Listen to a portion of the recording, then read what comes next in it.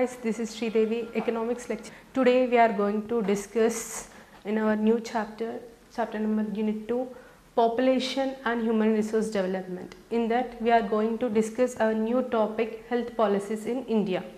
So what are health policies in India which are going to be held by the government? So on the basis of the recommendation of the Health Survey and Development Committee, so the Health Survey and Planning Committee has prepared some standards, health standards.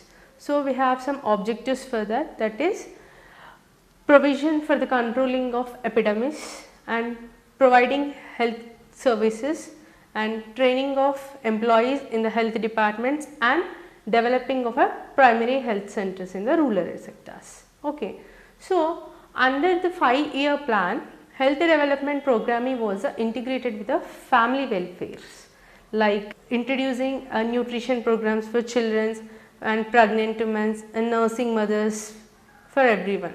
So this all helps further improving their economic conditions as well as their health conditions also. Next, and it also helps in reducing the infant mortality rates as per 28 per 1000 living births, and it reduces the total fertility rate also. It provides clean drinking water for all, and it reduces malnutrition among the children for age group of 0 to 3 and by 50%, and also it reduces anemia among the women and girls by 50%. So all these are the programs which are introduced by the government. So there is an improvement in the health indicators as well as the life expectancy, and infant mortality rate and maternal mortality rate and total fertility rate also introduced in the schemes. Coming to our next topic, disparity in rural and urban health centers. So what is disparity in this rural and urban healthcare centers? So though the situation is better in urban areas, in some states the rural healthcare centers are very poor. They will not maintain good conditions, hygiene conditions. So this disparity in urban and rural areas is existing in all the health indicators, like the large disparity places more burden on the poor. So the scheduled castes and scheduled tribes sharp the differences in the health indicators they exist in even between the advanced and the backward states. That is. Coming to our next topic, health programs in India. So the 11th 5-year plan aimed for inclusive growth in introducing National Rural Health Mission and National Urban Health Mission. So these are the health programs. So what is National Rural Health Mission? So it intends to increase the access of utilization of quality health by strengthening the health infrastructure. Means it increases the quality of infrastructure so that the health condition can be improved.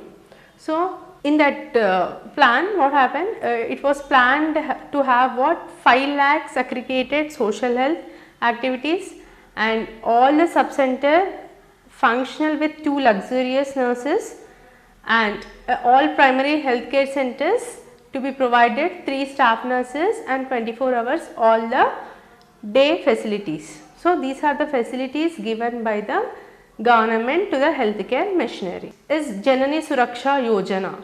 So this scheme has the dual object of reducing maternal and infant mortality by promoting institutional deliveries.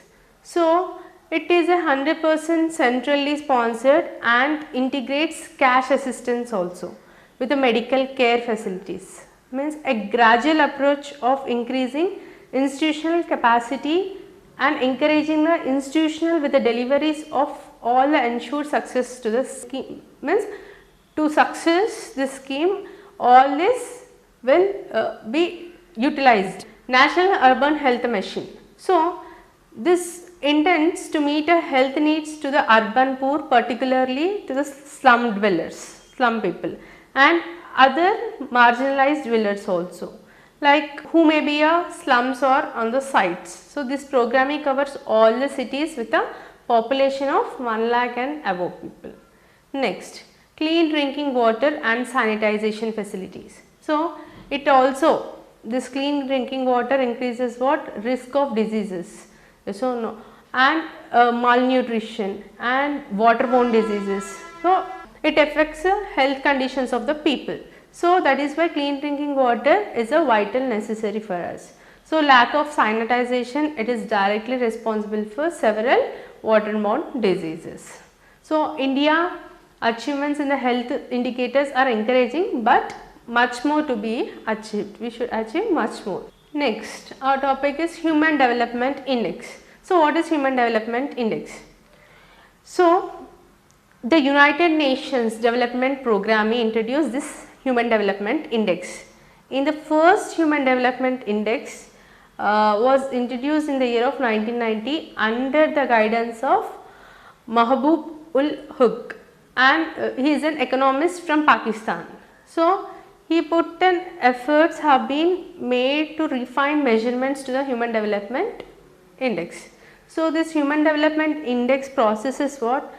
It is winding people's choice to the level of well-being, and they achieve regardlessly to the level of development. So these are the essentials choices are led to healthy life and acquire knowledge to have access to the resources, and it also improves the standard of living of the people, and other choices are highly valuable for the many people. According to Mahbub ul Haq, the difference between the economic growth and the human development school is the first exclusively focuses on expansion of only one choice and income, while the second embraces to the enlargement of the human choices, whether it may be economically and socially and culturally and politically. Next, coming to our next topic, Human Development Index.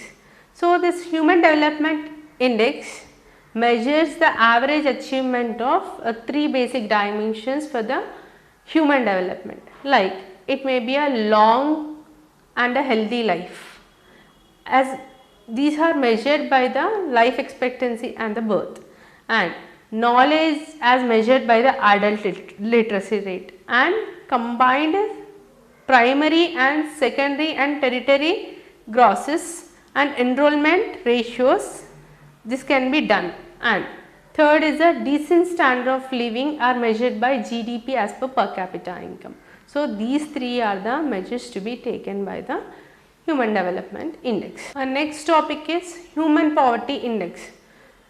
So what is Human Poverty Index?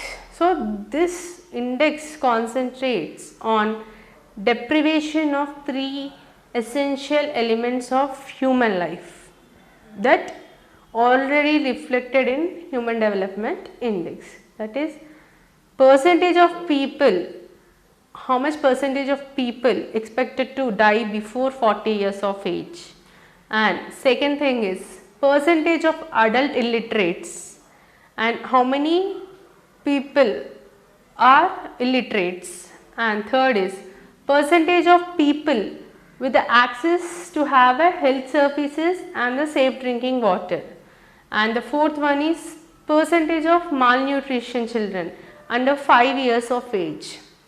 So Human Poverty Index for developing countries reveals this existence of high value of Human Poverty Index also. Okay. So we can see in Nigeria, this type of people we can see in Nigeria, Bangladesh, Pakistan and India. Our last topic is Gross National Happiness Index. Means countries like Bhutan are measuring their development with the Gross National Happiness Index. Hence, there is a need to bring a change in the existence method for measuring this development. Coming to the conclusion of this lesson, so the study of the human resources is very important view in the economic welfare.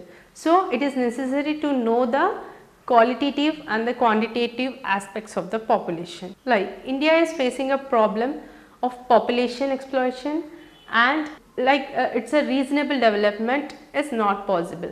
So some important changes in the occupational structure in the desired direction are visible in India.